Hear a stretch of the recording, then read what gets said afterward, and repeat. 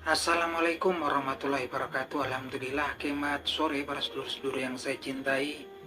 Jumpa lagi di kanal YouTube-nya Pak Dikun, para sedulur. Jadi pasca Pilkada serentak tahun 2024, saat ini sepertinya kita semua sudah mulai bisa berhitung, bisa mengira-ngira hasil daripada keseluruhan pilkada yang dilaksanakan di seluruh wilayah Indonesia. Jadi teman-teman, banyak sebenarnya orang yang beranggapan bahwasanya Partai Demokrasi Indonesia Perjuangan itu atau PDIP kalah telak, khususnya di Pulau Jawa, dengan alasan bahwasanya beberapa calon baik gubernur ataupun wakil gubernur di beberapa wilayah di Pulau Jawa seperti di Jawa Barat, Provinsi Banten, Jawa Tengah, dan kemudian Jawa Timur, kecuali Jakarta, semuanya saat ini calon-calon yang dimajukan oleh Partai Demokrasi Indonesia Perjuangan itu dalam hitungan sementara quick count itu tertinggal atau kalah ya teman-teman. Belum hitungan real count-nya belum selesai teman-teman, tapi ini sudah merupakan gambaran bahwasanya salah satunya adalah potret daripada Jawa Tengah yang merupakan lumbung suara Partai Demokrasi Indonesia Perjuangan dari masa ke masa di pemilu ataupun di pilpres. Nah, saat ini calon dari PDIP pun kalah ya, dalam hitung sementara saat ini tertinggal ya, Bapak Andika Perkasa dan Hindar Prianto. Calon dari PDIP ini juga tertinggal dari calon yang dimajukan oleh Koalisi Indonesia Maju Plus dan juga didukung oleh diendorse oleh mantan Presiden Republik Indonesia yaitu Joko Widodo, yang dulu notabene juga dulu berasal dari kader Partai Demokrasi Indonesia Perjuangan. Artinya banyak yang beranggapan karena Pulau Jawa ini adalah sentralnya pulau yang memang terpadat dan terbanyak jumlah penduduknya dari wilayah-wilayah pulau-pulau lain yang ada di Indonesia.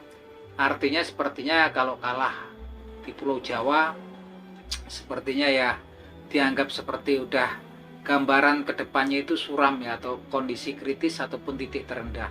Tapi teman-teman, ternyata di beberapa wilayah ini teman-teman, kita cuman kemudian berhitung bahwasanya yang kalah PDIP itu adalah calon gubernur dan wakil gubernur. Tapi padahal dalam satu daerah ini kan ada kemudian wilayah kabupaten dan kota. Kabupaten dipimpin oleh seorang bupati, kota atau dipimpin oleh seorang wali kota. Nah teman-teman, yang sangat mengejutkan memang kemudian PDIP nggak sepenuhnya kalah ya dalam pilkada ini. Dalam hitung-hitungan sementara oke lah, di Jawa Timur, Jawa Tengah, Provinsi Banten, Jawa Barat, PDIP kalah sepertinya.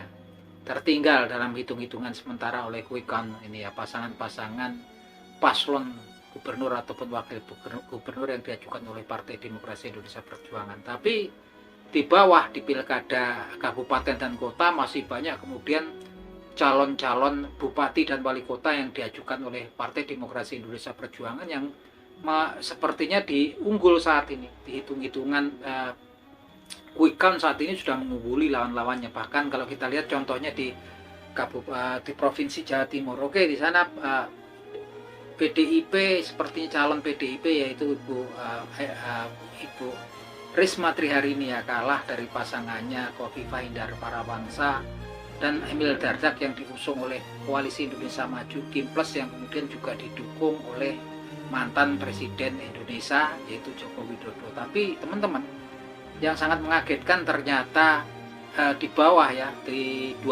ternyata di 21 pilkada kabupaten dan kota di wilayah Jawa Timur, 21 kabupaten dan kota, wakil-wakil daripada PDIP saat ini leading, memimpin dan unggul untuk saat ini. Artinya kemudian memang nggak mutlak, sebetulnya gambarannya nggak mutlak kalah, karena ini kemudian di bawahnya gubernur ada kemudian bupati dan wali kota ini calon-calon wakil-wakil daripada PDIP ini pada menang ya, kader-kader PDIP. Apalagi kalau kita lihat di Pulau Bali ya teman-teman, ini sangat luar biasa sekali. Di Pulau Bali, gubernur Pulau Bali yang dimajukan calon gubernur Pulau Bali pasangan daripada Bapak Wayan Koster dan Giri, ini saat ini hitung-hitungan sementara udah menang mutlak ya, sekitar 60% lebih, artinya memang melalui quick count dia unggul 60% lebih dari pesaingnya. Yang jelas ini memang kemudian gambarannya Wayan Koster dan Giri akan jadi pemenang di pilkada gubernur dan wakil gubernur di DKI, di Provinsi Bali, teman-teman. Dan yang lebih mengagetkan lagi, ternyata nggak cuma gubernurnya dan wakil gubernurnya saja calon dari PDIP yang menang, tapi kemudian di 8 wilayah kabupaten dan kota di Bali, yang ada di Bali, nyaris semuanya dimenangkan oleh calon-calon yang memang dari kader Partai Demokrasi Indonesia Perjuangan. Artinya ini memang kemudian nggak bisa kalau kemudian kita beranggapan bahwasanya Partai Demokrasi Indonesia Perjuangan ini sepertinya juga lumpuh ataupun nyaris karam ya ketika tampak kalah ya. Walaupun memang juga serius gambarannya kemudian kalau Jawa Tengah, Jawa Timur, dan Jawa Barat, bahkan Kabupaten Banten ini kan keseluruhan adalah Pulau Jawa ya teman-teman. Memang kemudian disitulah penduduk terpadat terbanyak dibandingkan dengan pulau-pulau lain yang ada di Indonesia. Bahkan selalu ada pendapat bahwasanya kalau memenangkan dua atau tiga provinsi di Pulau Jawa itu sepertinya nyaris memenangkan pemilu ya. Bayangkan kalau ada partai kemudian memenangkan 2 atau 3 pemilihan atau pemilu di Pulau Jawa itu ya sepertinya nyaris memenangkan pemilu dibanding di Indonesia gitu kan, karena memang saking banyak dan jumlah penduduk di Pulau Jawa ya teman-teman. Tapi kemudian kita memang kemudian nggak cuma bisa melihat bahwasanya ini betul-betul sepertinya kekalahan telak, nggak bisa teman-teman, karena kemudian memang di bawah gubernur ada kemudian bupati dan wali kota, calon-calon atau dari kader-kader PDI Perjuangan ini unggul semua untuk hitungan sementara ya. Yang paling ketara adalah di Jawa Timur, dari 21 kabupaten dan kota, calon ataupun kader yang dimajukan oleh PDIP ini unggul teman-teman. Dan kalau Bali ini mutlak ya, sepertinya bisa jadi julukan sebagai kandang banteng yang baru ya teman-teman. Kalau Jawa Tengah kan sepertinya juga udah repot ya, betul-betul PDIP sepertinya tercoreng harga dirinya, tercoreng kebesarannya ketika kandang banteng yang provinsi yang sering disebut sebagai kandang banteng atau kemudian lumbung suaranya PDIP kemudian kalah telak di situ ya, pasangan yang dimajukan oleh PDIP dengan pasangan yang kemudian diusung oleh Kim Plus, dan faktor penentunya adalah salah satunya adalah kemudian mantan kader PDIP yaitu Bapak Joko Widodo yang kemudian memilih berseberangan posisinya dengan PDIP yang mengendorse langsung pasangan yang dimajukan oleh Kim Plus yaitu Bapak Muhammad Mukti dan Taj Yassin. Tapi yang jelas ternyata ini semua belum secara mutlak, karena ternyata memang saat ini calon-calon yang diusung oleh Kim Plus dan juga didukung oleh mantan Presiden Indonesia yaitu Joko Widodo ini unggulnya cuma di pilkada gubernur dan wakil gubernurnya, tapi ternyata di bawahnya enggak ya teman-teman. Bisa dilihat kemudian apa yang terjadi kemudian di salah satu provinsi yaitu di Jawa Timur teman-teman.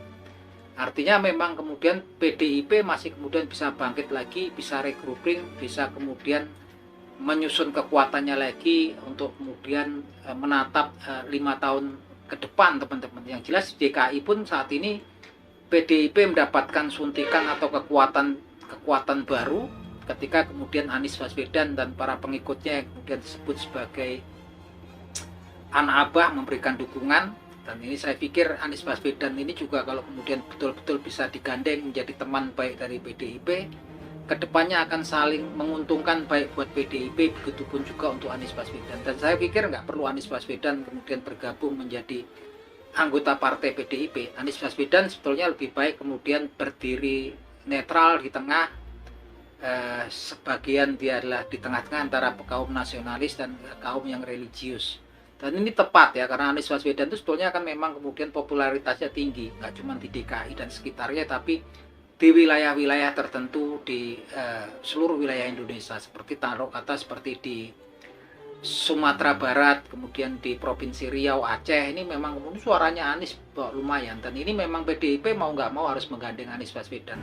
Dengan catatan Anies Baswedan kemudian nggak perlu bergabung dengan PDIP. Cukup Anies Baswedan tetap sebagai tokoh bangsa gitu kan, dan kemudian dengan para loyalisnya, dengan para pendukungnya, simpatisannya yang kemudian disebut sebagai anak abah. Ini sebetulnya memang jurus yang paling jitu ya. Sementara di PDIP ada kemudian memang juga tokoh yang kemudian tokoh nasionalis yang begitu populer juga di DKI Jakarta dan sekitarnya, dan juga di beberapa wilayah di Indonesia, yaitu Basuki Cahayapurnama atau Ahok dan juga para simpatisannya yang disebut Ahoker.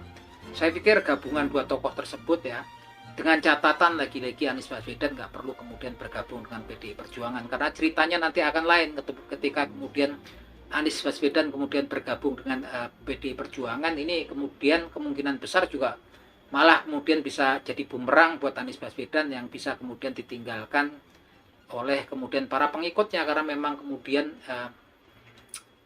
ideologinya sangat berbeda ekstrim ya. Yang lebih baik adalah kemudian PDIP bersahabat, berteman baik dengan Anies Baswedan. Tentunya ini tentunya melihat kemudian militansi daripada simpatisan Anies Baswedan ini sangat tinggi. Bahkan mereka kemarin bertekad mencoblos gitu kan, calon kemudian yang diajukan oleh Partai Demokrasi Indonesia Perjuangan, karena si Anies Baswedan ini kemudian memilih daripada paslon yang kemudian dicalonkan oleh PDIP. Dan bayangkan ini kemudian kalau nanti 5 tahun ke depan format seperti ini tetap berjalan, artinya PDIP tetap bisa bangkit dan tetap bisa bertahan eksis menjadi partai besar di kancah perpolitikan negeri kita, yang saat ini memang tampaknya lagi di posisi terbawah, posisi kritis. Posisi terbawah artinya titik nadir sepanjang karirnya, sepanjang karir perpolitikan Partai Demokrasi Indonesia Perjuangan pasca kelahirannya di masa reformasi, teman-teman. Nah, itu aja teman-teman obrolan kita di sore hari ini. Semoga menghibur, semoga bisa memberikan informasi yang bermanfaat. Salam seduluran.